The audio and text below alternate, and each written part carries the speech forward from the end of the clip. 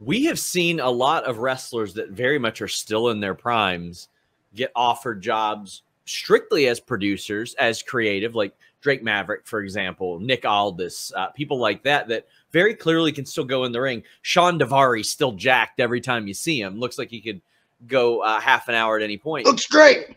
If there was a company that was like, hey, we know you can still go in the ring, but we would like you to mold other minds as well, or predominantly, would you be open to that as well? Dude, I am open to anything in the world of professional wrestling. I have done a very good job over the years of teaching myself every job in professional wrestling, to the point that I could do almost every job extremely well and better than some people that are contracted to do said jobs. Yeah. I do believe that at this point in my career, I don't just want to do one thing. I've been world champion. I've traveled the world. I want to do more than one thing. I want to work in production. I want to be an agent. I want to work on writing. I want to work on all these different things. Like if you look at Wrestling Revolver, I don't think people know this. I do 95% of the graphics. I do 95% of the editing. I do 95% of the entire aesthetic. I do have an awesome team that I've built throughout the last couple of years. Like, for instance, a guy like Tusslemania, I think he's one of the best videographers in professional wrestling right now. Right. Me and him working together, we're kind of like a dream team. With him behind the camera, me and the computer editing, I don't think there's a lot of people in professional wrestling, especially on the independent scale, that can match up to what we're doing right now.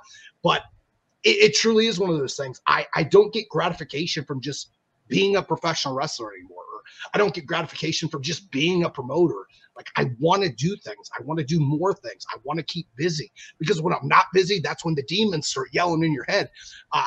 When I broke my leg, it was the worst time of my life, not because of the pain, because I couldn't do anything. I sat on my couch.